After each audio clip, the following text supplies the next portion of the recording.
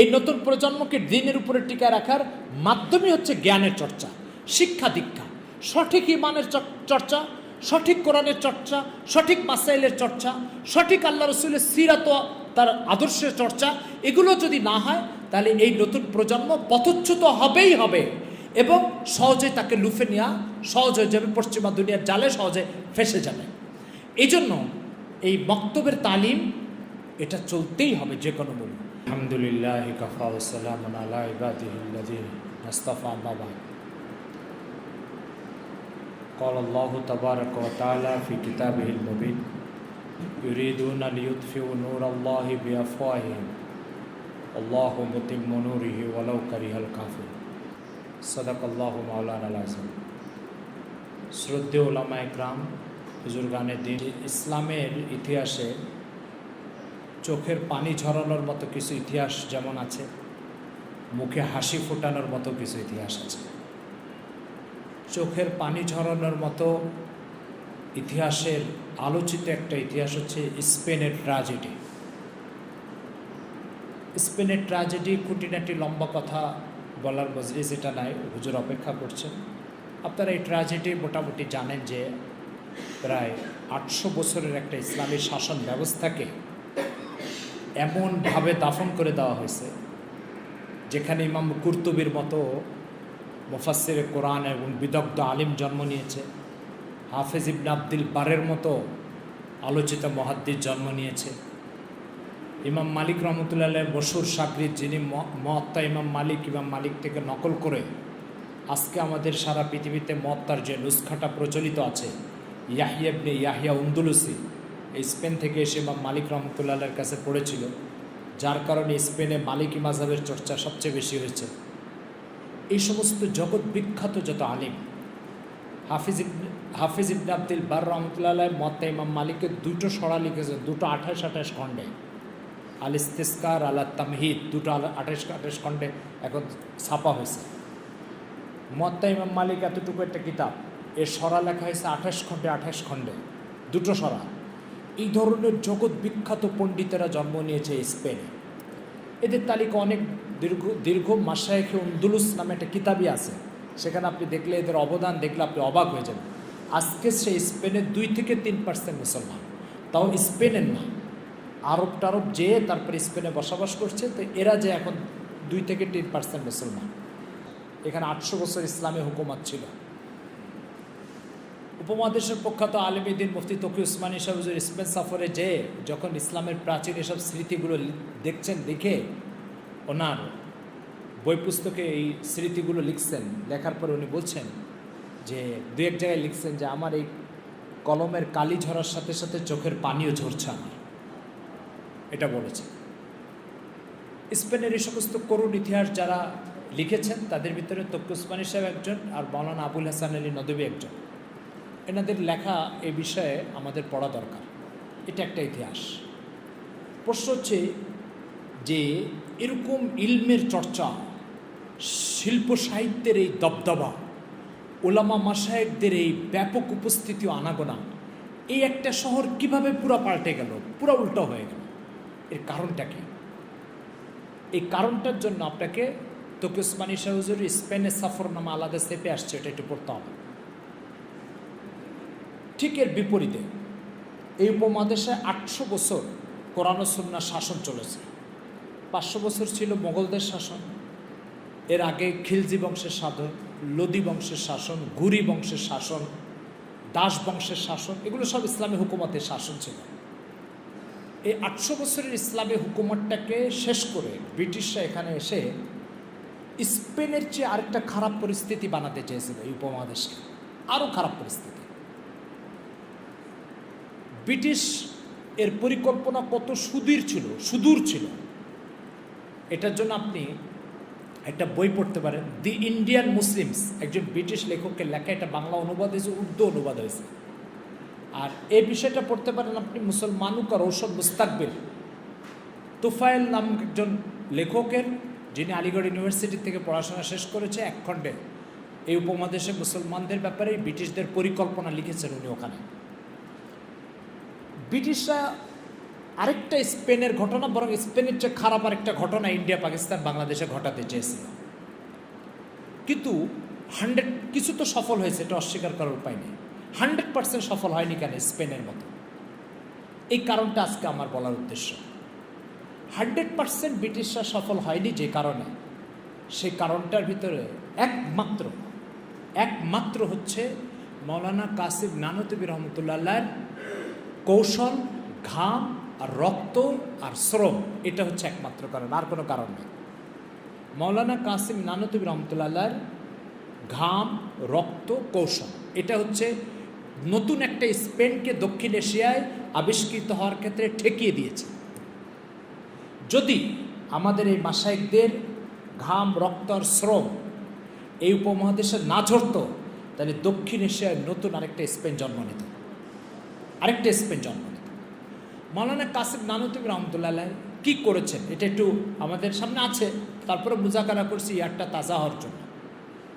1857 সালে শামিলিতে যখন উনি রশিদ আহমদ গঙ্গুই, হাজি ইমদাদুল্লাহ মহাজিরে মক্কি, এই তিনজনের নেতৃত্বে শামিলিতে যাওয়া দরকার আমাদের। এটা ভারতের উত্তরপ্রদেশে মুজফ্ফরনগর জেলার মধ্যে পড়ছে, আমি গেছি এখানে। এই শামিলিতে যখন ওনারা ব্রিটিশের সাথে লড়াই করে চরমভাবে পরাজিত হয়েছে, তখন কাসিম নানতুবি চিন্তা করলেন যে আসলে ব্রিটিশের সাথে সম্মুখ সমরে যুদ্ধ করার সে অবস্থা এখন আমাদের নাই। তো উনি যুদ্ধ করতে হবে, কিন্তু যুদ্ধের সুরটটা পাল্টাই দিয়ে উনি কৌশল নিলেন যে তালিমি এবং কোরআন ও সুন্নাহর মজবুত শিক্ষা ব্যবস্থার মাধ্যমে ব্রিটিশরা যেই ইরতেদাদের ফিতনা এবং ইসাইয়াতের ফিতনাকে এখানে প্রতিষ্ঠিত করে নতুন স্পেন বানাতে যাচ্ছে, এই ফিতনাটাকে তালিমের মাধ্যমে, শিক্ষার মাধ্যমে এই ফিতনাটাকে দমন করবে। শেখুল হিন্দ মাহমুদ হাসান দেওবন্দি রহমতুল্লাহ একটা বক্তব্য মৌলানা আবুল হাসান আলী নদভী রহমতুল্লাহর কয়েকটা কিতাবে নকল করেছে। শেখুল হিন্দ রহমতুল্লাহ বলতেন যে দারুল দেওবন্দের আগের নাম ছিল আল মাদ্রাসাতুল আরাবিয়া, প্রাচীন মানে প্রথম দিকে এটাকে মাদ্রাসা আরাবিয়া বলা হতো। ये मदरसा अरबिया क्यों तासीस की गई, ये हमारे आंखों के सामने है। उस्तादुल मोहतरम मौलाना कासिम नानूतबी रहमतुल्लाह अलैह ये सिर्फ मौलाना बनवाने के लिए पैदा नहीं किया, हजरत ने इस मदरसा की तासीस की मुजाहिद बनवाने के लिए, और तालीम ये हजरत का नई जिहाद का एक हथियार है। शिक्षा व्यवस्था হচ্ছে হজরতের নতুন যে যুদ্ধটা করতে চাচ্ছেন সেই যুদ্ধের হাতিয়ার হচ্ছে শিক্ষা ব্যবস্থা। কিন্তু সূক্ষ্ম কর্মকৌশল মেধাবী মানুষ যারা, তারা প্রথমে একটা বীজ লাগাবে, এই বীজটাকে পরিচর্যা করে এর থেকে চারা বের করবে, ওই চারাটাকে পরিচর্যা করে এটাকে গাছ বানাবে, ওই গাছটাকে পরিচর্যা করে এটাকে ফলের রূপ দিবে, ওই ফল দিয়ে তারপরে মানুষের ফলের চাহিদা মিটায়, এরপরে যে তেনার যে মানে লক্ষ্য উদ্দেশ্য সেখানে পৌঁছবে। তো মেধাবী মানুষরা এই পন্থাটা অবলম্বন করে, গাছ আটি লাগাবে এক প্রজন্ম, গাছ পরিচর্যা করবে আরেক প্রজন্ম, সুফল ভোগ করবে আরেক প্রজন্ম। এটা হচ্ছে মেধাবী আর দূরদর্শী মানুষের কাজ। আর যারা মোটা মানুষের কাজ, তারা মনে করে যে আজকে গাছ লাগাবো, আজকে ফল হবে, আজকে খাবো। এই জন্য নবীদের হেদায়েতের সাথে আল্লাহ পাক একটা শব্দ উল্লেখ করেন কোরআন মজিদে, দেখবেন সূরা হামিম সেজদা 21 নম্বর আয়াত, ওখানে দেখেন আল্লাহ তাআলা বলছেন ওয়ালাকাদ আতাইনা মুসাল কিতাবা ফালা তাকুম ফি মিরয়াতিম মিন লিকাই ওয়া জাআলনাহু হুদাল লিবানি ইসরাঈল ওয়া জাআলনা মিনহুম আইম্মাতান ইয়াহদুনা বিআমরিনা লাম্মা সাবারু। বনি ইসরাইলের মধ্যে আমি কিছু লোক তৈরি করেছি যারা হেদায়েতের কাজ করবে। কখন সম্ভব হয়েছে এটা? লাম্মা সাবারু, সবরের সিফাত যখন আসছে তখন হেদায়েতের কাজ সম্ভব হয়েছে। আর সবর দীর্ঘমেয়াদী কাজের জন্য সবর অপরিহার্য। আমি গাছ লাগাবো, আমি ফল খাবো, এটা বেসাবরি। এই বেসাবরি দ্বারা কখনো কোনো সমাজ পরিবর্তনের কাজ হয় না। সমাজ পরিবর্তনের কাজ হয় দীর্ঘমেয়াদী পরিকল্পনা নিয়ে করতে হবে। এই বেথা আল্লাহ তাআলা উপমহাদেশে দুইজন আলেমের মাথায় দিয়েছেন, একজন হচ্ছে মৌলানা ইলিয়াস রহমতুল্লাহ আলাইহ, আরেকজন হচ্ছে কাসিম নানতুবি রহমতুল্লাহ আলাইহ। ইলিয়াস রহমতুল্লাহর মাথায় যেটা আসছে সেটা হচ্ছে আমাদের সমাজে কেউ একটা সংগঠন তৈরি করে, ঠিক আছে? তো সংগঠন তৈরি করে কি চিন্তা করে, আমি এ সংগঠন করব, আমি এটার নেতৃত্বে আসবো, আমি ক্ষমতায় যাবো, আমি এমপি হব, মন্ত্রী হব। সে সব কিছু করতে চায়। আমি গাছ লাগাবো, আমি ফল খাবো, আমি বাঁচবো, আমি এর যাবতীয় সুফল পাবো। তো এটা হচ্ছে বেসাবরি। এটা কি বেসাবরি। সবর কি জিনিস? সবর হচ্ছে আমি আটি লাগায় চারা দেখতে দেখতে আমি মারা যাব, একটা প্রজন্ম তৈরি করে যাব যারা এসে এই গাছটার পরিচর্যা করবে, আরেকটা প্রজন্ম তৈরি করবো তারা এসে এই গাছটাকে ফলে পৌঁছায় দিবে, আরেকটা প্রজন্ম এসে তার সুফল ভোগ করবে। আর প্রত্যেক নবীদের সাথে সবরের সিফাতটা ছিল, এই কারণে নবীরা কখনো দাওয়াতের কাজ বেসাবরি দ্বারা করতো না। বেসাবরি হলে নবুয়তের কাজ করতেই পারবে না। এই জন্য আমাদের মধ্যে প্রথম যে ইয়েটা দূর করতে হবে সেটা হচ্ছে আমি এই কাজ করেছি, এর সুফল আমাকে ভোগ করতে হবে না, আমি এই কাজ করি, সুফল আরেকজন ভোগ করবে। 1757 সালে ব্রিটিশ রাজ লর্ড ক্লাইভ নবাব সিরাজউদ্দৌলার হাত থেকে যে ভারত উপমহাদেশের পলাশির এলাকাটাকে দখল করে শাসন কার্যের নিজের হাতে নিয়েছিল, এই লর্ড ক্লাইভের আদৌ লক্ষ্য ছিল না শুধু পলাশি নিয়ে সে ক্ষান্ত হবে, তার লক্ষ্য ছিল দিল্লির লালকেল্লা দখল করবে। 1803 সালে দিল্লির লালকেল্লা ওদের হাতে নিয়েছে বাদশাহ বাহাদুর শাহ জাফরের হাত থেকে। এই যে বাহাদুর শাহ জাফরের হাত থেকে দিল্লির লালকেল্লা নিয়ে যাত্রা শুরু করেছে ওরা ইস্ট ইন্ডিয়া কোম্পানির থেকে, যখন আওরঙ্গজেব ক্ষমতায় ছিল 1600 শতাব্দীতে। সেই 1600 শতাব্দীর যাত্রা ওরা পরিণত করেছে 1801 সালে করে, তারপরে পুরো ইন্ডিয়া ওরা হাতের ভিতরে নিয়েছে। কাজ করেছে একজন, রক্ত ঝরাইছে একজন, ঘাম ঝরাইছে একজন, সুফল ভোগ করেছে 3 প্রজন্ম পরে এসে। এই সবরটা আম্বেকরামের মধ্যে ছিল। আমাদের ভিতরে বড় সমস্যা হচ্ছে এই সবর নাই, বড় সমস্যা এটা। এই জন্য নবীদের কথা যেখানে কোরআন মজিদে আসছে, ওয়াকান আবদান সাবুরা আবদান শাকুরা শাকিরান লিআনুমি লম্মা সাবারু, এই যে শব্দগুলো নবীদের সামনে আল্লাহ তাআলা কেন ব্যবহার করছেন এই কারণে দাওয়াতের কাজ, সমাজ পরিবর্তনের কাজ, উম্মার পরিবর্তনের কাজ সবর ছাড়া হয় না এটা। তো যেটা বলতেছিলাম, কাসিম নানুতুবি রহমতুল্লাহ আলাইহি তিনি সিদ্ধান্ত নিলেন ব্রিটিশের সামনে লড়াই করবে না। উনি সিদ্ধান্ত নিলেন যে আমি লড়াইয়ের ময়দান চেঞ্জ করব। হযরতের এই পরিকল্পনাটা এতটা সময় উপযোগী এবং বুদ্ধিবৃত্তিক ছিল যে পশ্চিমা দুনিয়া আজকাল সরাসরি ময়দানের সাথে যুদ্ধ করা, ময়দানে একটার সাথে লড়াই করা, এগুলো কমাই দিয়েছে। এখন ওদের লড়াইটা হয় বুদ্ধিবৃত্তিক লড়াই। বুদ্ধিবৃত্তিক লড়াই মানে আপনার সমাজ থেকে আপনার আদর্শকে দাফন করে সে তার আদর্শকে চাপাই দিবে। কি করবে জানেন? আপনার সমাজের থেকে কিছু লোককে উঠায় ইউরোপে নিয়ে যাবে, ইউরোপে নিয়ে যেয়ে এদেরকে প্রশিক্ষণ দিবে, দেমাগ ধোলাই করবে, ধোলাই করে এদের মাথার থেকে আল্লাহ, খোদা, আখেরাত, দিন এগুলো সব খতম করে নির্ভেজাল পশ্চিমা দুনিয়ার বস্তুবাদী চিন্তা ঢুকাই দিয়ে ওরা আপনার দেশে পাঠিয়ে দিবে। পাঠিয়ে দিয়ে আস্তে আস্তে একে স্বীকৃত করাবে। এ হচ্ছে বুদ্ধিজীবী। এই বুদ্ধিজীবীটা করা এবার ওকে ওই সমাজে মডেল বানাবে, নমুনা বানাবে, ওসোয়া বানাবে। এবার তার বক্তব্য, তার কথা, তার সিদ্ধান্ত ওই সমাজে ব্যাপকভাবে সমাদৃত এবং গ্রহণযোগ্য হবে। এ হচ্ছে পশ্চিমাদের সবচেয়ে আস্থাভাজন প্রতিনিধি। আমাদের সমাজে ডক্টর কামাল, আমাদের সমাজে আপনার শাহরিয়ার কবির, আমাদের সমাজে মারা গেছে শামসুর রহমান, আমাদের সমাজে কবির চৌধুরী। এই যে লোকগুলো, এই লোকগুলো কি? এই লোকগুলো হচ্ছে পশ্চিমা দুনিয়ার বুদ্ধিবৃত্তিক যুদ্ধে পশ্চিমাদের মুজাহিদ, আমাদের সমাজের তাদের আস্থাভাজন প্রতিনিধি। এই জন্য পশ্চিমা দুনিয়া এখন অস্ত্র দিয়ে যুদ্ধ করে না, এখন যুদ্ধ করে বুদ্ধিবৃত্তিক যুদ্ধ। এই যুদ্ধটাকে আরবিতে আমাদের কিতাবাদিতে ডক্টর মুস্তফা সেবাই মিশরের প্রখ্যাত লেখক, তার লেখাতে পাবেন আপনি আল গজবুল ফিক্রি, ইংরেজিতে বলে ইন্টেলেকচুয়াল ওয়ার।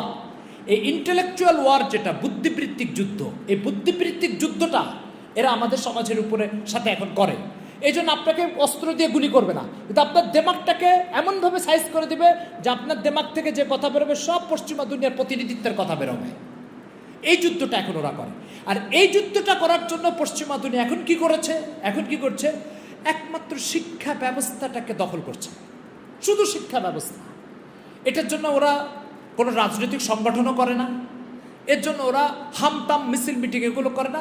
শিক্ষার যে উৎসগুলো, স্কুল, কলেজ, ইউনিভার্সিটি, এগুলোকে দখল করছে। দখল করে এই সমস্ত ইউনিভার্সিটিগুলোতে এখন থেকে 50 বছর আগে এখানে শুধু জাগতিক বিষয়ে শিক্ষা দেওয়া হতো।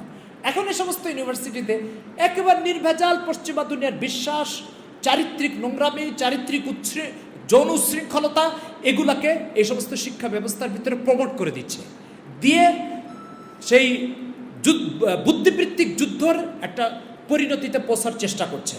মৌলানা কাসিম নানুতুবি রহমতুল্লাহ কাজটা সময় উপযোগী এবং অত্যন্ত যৌক্তিক কেন ছিল? এর কারণ হচ্ছে পশ্চিমা দুনিয়া আগামী দুনিয়াতে এইভাবে অস্ত্রের যুদ্ধ বন্ধ করে যে বুদ্ধিবৃত্তিক যুদ্ধ শুরু করবে আর শিক্ষা ব্যবস্থাকে তার মাধ্যম বানাবে, এটা হজরত তার দূরদর্শিতা দিয়ে বুঝেছিলেন।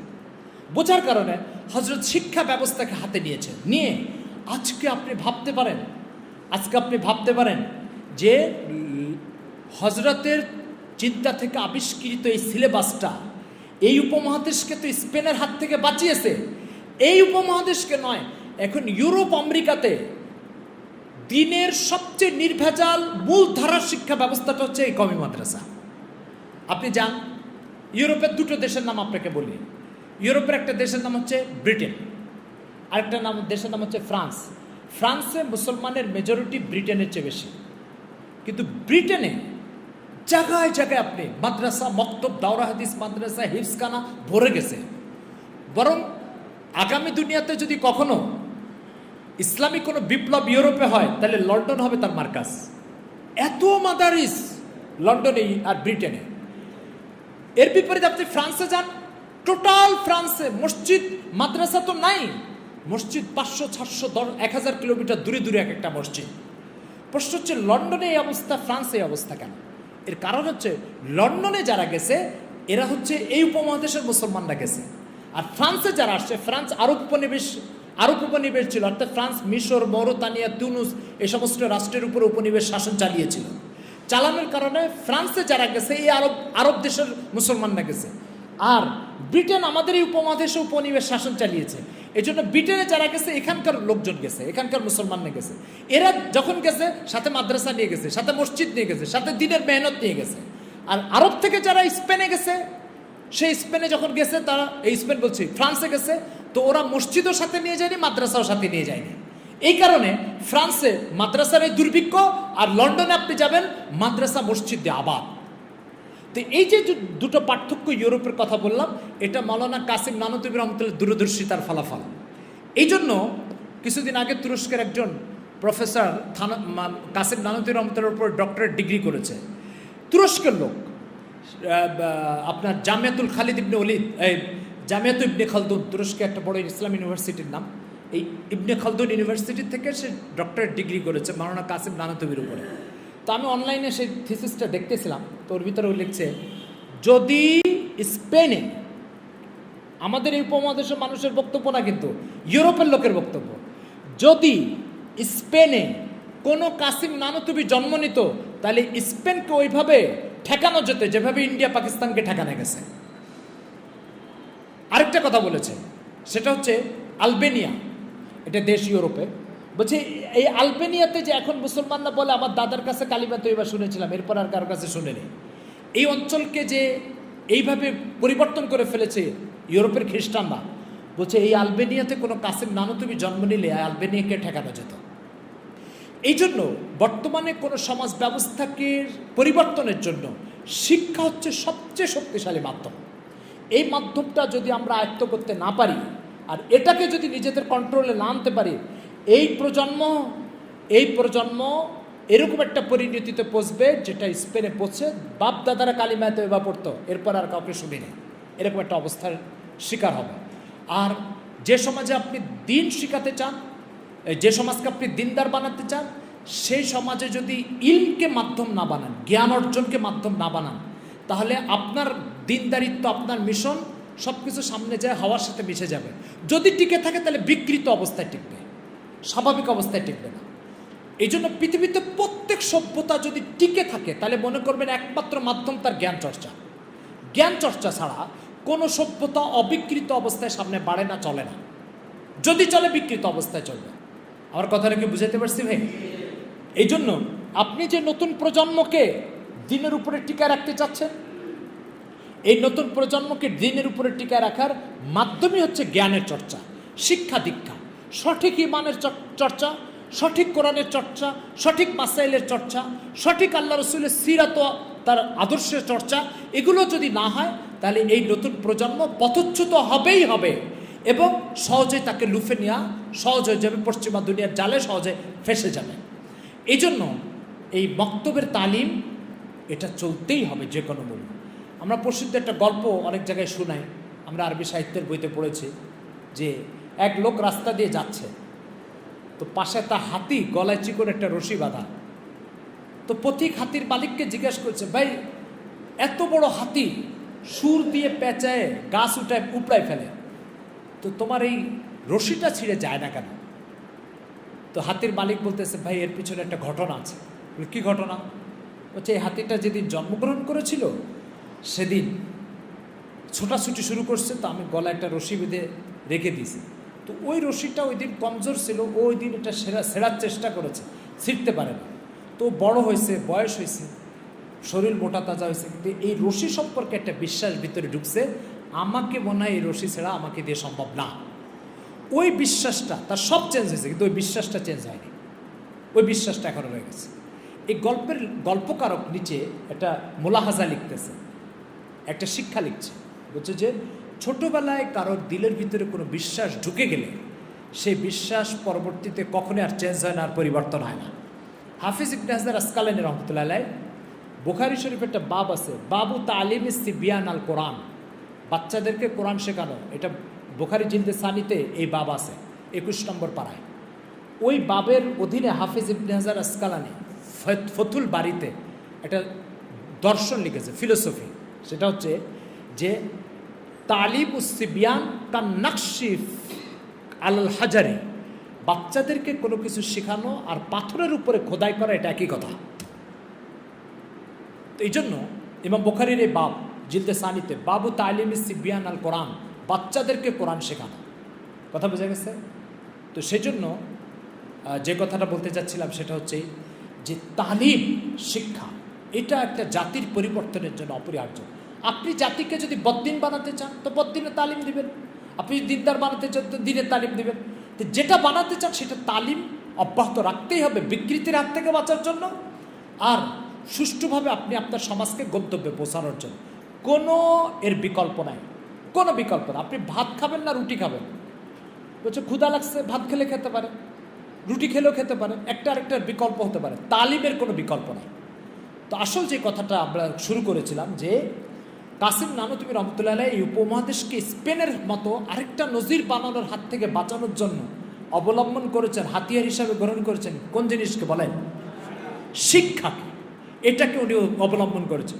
আলহামদুলিল্লাহ, উনি ওনার এই দূরদর্শিতা দিয়ে নতুন একটা স্পেন দক্ষিণ এশিয়ায় জন্ম নেওয়ার থেকে বাঁচাই দিয়েছেন। বাঁচাই পেরেছেন কিনা বলেন? এটাই উপমহাদেশে তার মাদ্রাসায় পড়ুয়া লোকের বক্তব্য না, এটা তো তুরস্কের লোকের বক্তব্য, ওনার উপরে থিসিস করতে যায় সে লিখেছে এটা। তো এই জন্য কাসিম নানুতুবি রহমতুল্লাহের এই মিশন থেমে যাবে না সামনে চলবে? সামনে চলবে।